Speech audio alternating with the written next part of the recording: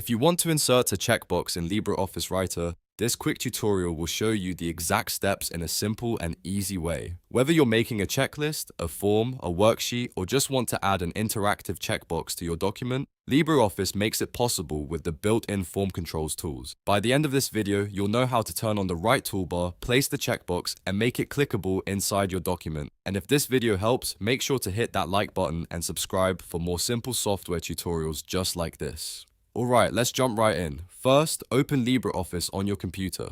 Once it launches, you can either start a new Writer document from the left side under Create, or open an existing document where you want to add the checkbox. This works great if you're building a form from scratch, but it also works if you're editing an already finished document. After your document is open, look at the top menu and click View.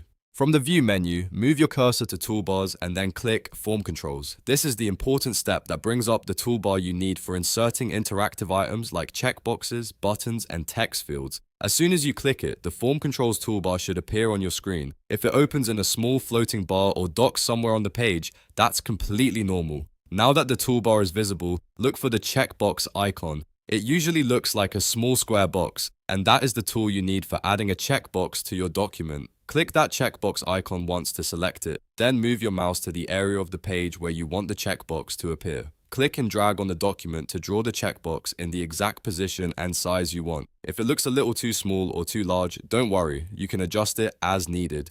The main thing here is to place it where it makes sense for your form or checklist. Once the checkbox is on the page, you may notice that it is still in design mode. That means you're still editing the object rather than using it like a normal checkbox. To fix that, go back to the Form Controls toolbar and click the Design Mode icon to turn Design Mode off.